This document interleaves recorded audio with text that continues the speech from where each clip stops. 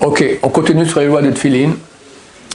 La bracha, c'est Baruch ata Hashem Elokeinu melech haolam, asher kideshanu b'mitzvotav havetzivanu lehaniach tefilin. Il faut faire attention, parce que l'hébreu est une langue compliquée.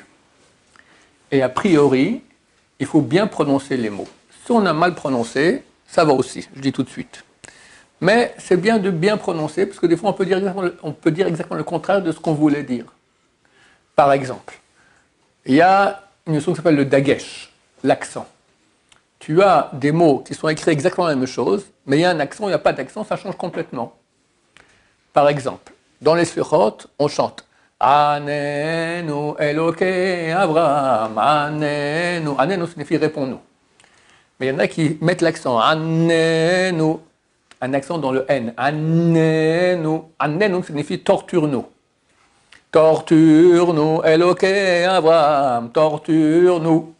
Bon, alors heureusement que Dieu est bon, il n'écoute pas ses prières, mais il faut prononcer bien. On va faire maintenant ici un petit test. Tout le monde connaît la phrase numéro 1 de la Torah, Shema Yisrael Hashem Elokeinu Hashem Echad. N'est-ce pas? Tu peux dire Shema Yisrael? Shema Yisrael. Répète. Shema Yisrael. Faux. Shema Israël. Hein? Shema Israël. Répète. Shema Israël. Peut-être ça va, je ne suis pas certain. Shema Israël. Répète. Shema Israël. Non. Shema Israël. Bien. Shema Yisrael. Pas mal. Bien. Shema Israël. Bien. Shema Israël. Faux. Shema Yisrael. Faux. Shema Yisrael. Hein? Shema Yisrael. Faux. Shema Israël. Faux. Shema Israël. Faux. Shema Israël. Faux. Shema Israël. Faux. Shema Israël. Hein? Shema Israël. Faux. Merci. La réponse. Alors, la réponse. En français, on écrit comment Israël? I-S-R, etc. Donc c'est I. Mais en hébreu, c'est pas un I. I en hébreu, c'est Aleph Yud. On dit I, mais c'est pas Aleph Yud, c'est un Yud. Yud, c'est un Yi. Yi. Donc Shema Yisraël. Yi. Et pas Israël. Israël, c'est faux. Ça n'existe pas. C'est Yisraël. Alors, toutes nos vies, on n'a pas dit. Je pense que Dieu, il compte la mitzvah comme si elle est faite. Mais c'est clair que c'est mieux de la faire comme il faut bien. Et sur le schéma, parce qu'on dit c'est schéma, shema, schéma. Shema, c'est pas Shema, mais c'est un petit C avant. Shema avec un N. Shema Yisraël. Après, il y en a qui font Ve'ahavta. Celui qui fait ça n'est pas rendu quitte. Ve'ahavta, c'est fini, tu as aimé. C'est Ve'ahavta. Bon, il y a des accents, ça, il faut apprendre tout ça. Ça change tout. Ça change tout. Ça change tout. Alors, par exemple, les tfilin. Quelqu'un qui va faire la bracha, le haniach tefilin, il met l'accent dans le N. La niach signifie abandonner. Béni soit l'Éternel qui nous a ordonné d'abandonner les tfilin. Et le haniach, sans l'accent dans le N, c'est poser les tfilin. D'accord? Donc, faire attention, pas dire la niach, mais dire le haniach. Pas trop prononcer le nom. Pas prononcer le nom trop fort. D'accord? Et comme ça, on pourra faire des cours, des heures et des heures sur toutes sortes d'endroits où les gens se trompent dans la prière, mais ça suffit pour le moment. On ne peut pas mettre les tefilines trop tôt. Il faut mettre tefilines d'après la halakha à un moment, quand c'est la fin de la nuit, où on peut reconnaître un camarade. Ce n'est pas quelqu'un qu'on connaît trop bien, comme sa femme, son mari, ni un étranger, un camarade, ici de la Yeshiva par exemple, tu le reconnais bien à 2 mètres. Aujourd'hui, où il y a des lumières partout, on ne sait pas ce que c'est. Mais c'est un temps qui existait dans le désert, dans les endroits où il n'y a pas de lumière, d'accord? Au bout d'un moment, tu as l'aube, donc à l'est, il commence à faire bleu foncé, puis après un bleu un peu plus clair. Au bout d'un moment, il y a une luminosité, tu peux reconnaître quelqu'un à 2 mètres. C'est quand, ce moment-là? Rabbi Yosef, il dit que c'est 6 minutes après l'aube, et c'est bien d'attendre plus, 12 minutes. C'est-à-dire que l'aube, c'est au printemps et à l'automne, ce qu'on appelle le moment où les nuits et les jours sont de même longueur, on appelle ça l'équinoxe. D'accord? Alors, le temps qu'il y a entre l'aube et le lever du soleil, c'est 1h12. Rav Yosef, il dit, après 6 minutes, tu peux déjà mettre tes tefilines, mais c'est bien d'attendre 12 minutes, qu'il y ait 1 heure, que ce soit 1 heure avant le lever du soleil. Rabbi Samba Shaul, lui, dit, c'est trop tôt, il faut 50 minutes. Et tous sont d'accord que c'est mieux d'attendre plus que de mettre trop tôt. Celui qui a mis trop tôt les tefilines, il faisait encore nuit, avec bracha, du coup, il se rend compte, il ne refait pas la bracha une fois que c'est jour. T'as mis, tant pis, termine, tu ne refais pas la bracha dessus. Mais a priori, il faut le mettre suffisamment tard pour qu'on puisse reconnaître quelqu'un, un camarade, à 2 mètres, comme j'ai dit. Le temps, c'est 1 heure avant le lever du soleil, il y en a qui disent 50 minutes. Et quand on n'a pas le choix, on peut compter même 6 minutes après, 1h06 avant le lever du soleil. C'est 6 minutes après l'aube. Maintenant, en France actuellement, il y en a qui m'ont posé la question. Le lever du soleil, c'est très tard durant la journée. Eux doivent partir au travail.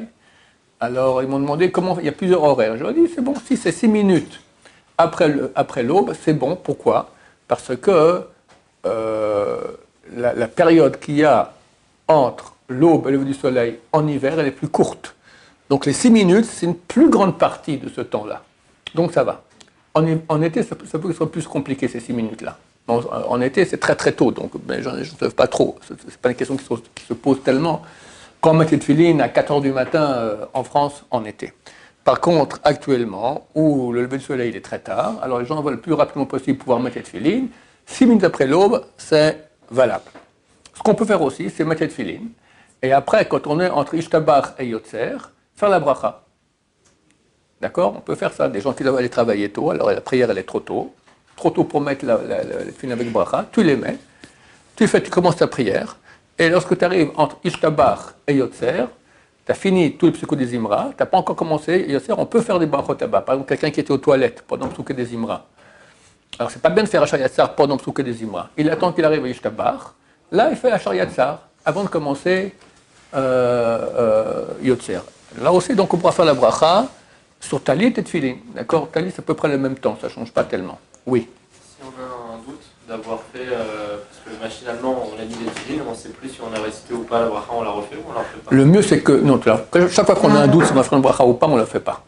Ce que tu peux faire, c'est demander à quelqu'un d'autre qui fait la bracha, rends-moi quitte. C'est la meilleure des choses à faire. Si tu es tout seul, alors tu dis Baruch, tu penses Ata Hashem lokanu melech haolam, et tu dis le reste. Il y a le marloquet, si hirur kedibur dami, si la pensée c'est comme la parole. Il y a des grands comme Maïmonide, le Smag, qui disent que oui. Donc, lorsque tu as un doute d'une bracha, tu peux penser le nom de Dieu de la bracha. D'après certains avis, c'est valable. Ok. On avance. Shabbat, Yom Tov, Chol HaMoed, on ne met pas les tefilines. Il y a certaines communautés ashkénazes qui mettent les tefilines à Chol HaMoed.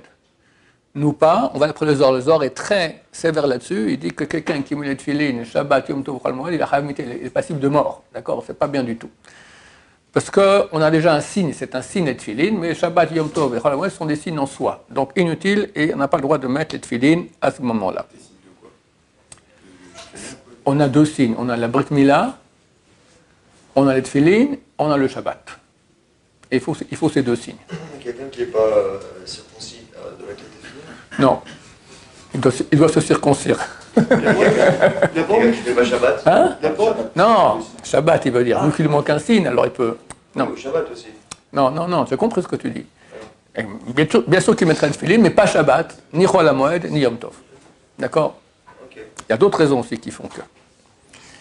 Ok, qu'est-ce qui se passe si quelqu'un, quand il a les tefilin, il va aux toilettes? Est-ce que quand il sort des toilettes, il refait la bracha sur les tefilin, oui ou non? Grande discussion. Le Ben Ishra, il dit que non. Le Rav Yosef, il dit que oui.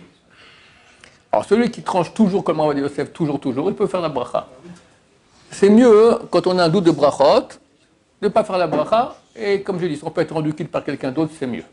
Il y a une combine à faire, toujours, ça vaut la peine de le faire. Pour le talit et pour le tfilin. C'est quoi? Moi, par exemple, je commence à vieillir, je vais très souvent aux toilettes, uriner. Alors, ici, la prière dure 1 heure et quelques, ça va, je peux tenir. Mais Shabbat, ça dure 2 heures et quelques, j'ai bu un café avant. Presque à tous les coups, au milieu de la prière, j'ai besoin d'aller uriner. Alors, j'enlève mon talit. Est-ce que je le remets avec bracha, oui ou non? Il y en a qui disent que oui, il y en a qui disent que non. Alors, qu'est-ce que je fais pour sortir du problème? Avant de mettre le talit, et c'est valable aussi pour les tefilines, peut faire comme ça, et c'est bien de faire comme ça. C'est quelqu'un qui sait qu'il y a des chances qu'il devrait aller aux toilettes. Il pose la condition que sa bracha n'est valable que le temps où il porte le talit ou le tfilin. Et dès qu'il enlèvera, la bracha, elle est finie. Comme ça, dès qu'il enlève pour aller aux toilettes, ou même il enlève parce qu'il veut, je ne sais pas moi... C'est en faisant la bracha au début, il faut avoir la cavale. Voilà. Pas l'inverse, c'est Alors, du moment... Non. Tu ne peux pas dire, moi je pense que ma bracha est valable pour après les toilettes aussi. Parce qu'il y a un avis qui dit que quand tu vas aux toilettes, ça casse. C'est fini. Il y a un avis qui dit ça casse pas. Il y a un avis qui dit que ça casse. Quand tu vas aux toilettes, c'est terminé. Ta bracha, elle n'a plus de continuation. Tu dois refaire la bracha. Je peux penser, quand je l'enlève, avant d'enlever, je pense que je vais Non. remettre. Non. Il faut que tu fasses la bracha. Il faut savoir est-ce que ça continue après les toilettes ou pas après les toilettes. Et c'est pas clair. Il y en a qui disent comme ci, il y en a qui disent comme ça. Donc le mieux, c'est quand tu fais la bracha, tu penses que c'est valable jusqu'à ce que tu enlèves les tfilines ou le talit et pas plus. Comme ça, quand tu l'enlèves, tu peux sans problème refaire la bracha sur le talit et le tfilin et c'est permis. Je ne vais pas rentrer dans le détail plus de la halakha pourquoi on autorise bracha shana secha, mais on peut faire une bracha shana secha pour sortir d'un safek brachot. D'accord? Donc on fait comme ça. En plus, ça fait des brachot en plus pour Shabbat. Oui. Mais nous, par exemple, on ne sait pas si on aura besoin d'uriner ou pas. C'est pas bien, on va dire, de dire dès le début que... Non. Si tu n'enlèves pas le talit, la vie continue, tout va très bien. Si ça veut dire que tu as eu besoin d'uriner, alors tu as la bonne solution. Parce que sinon, après, quand tu sors des toilettes, tu es bien embêté. Je fais la bracha ou pas? C'est embêtant. Alors, on ne fait pas la bracha, mais peut-être que tu aurais dû la faire. Alors, pour respecter cet avis-là qui dit qu'on aurait dû la faire, alors c'est bien de faire comme j'ai expliqué, comme ça tu sors de tout problème et tu peux la faire. Ok, messieurs, on va s'arrêter ici. Baruch Adonai, l'olam, amen, va amen. Bonne journée.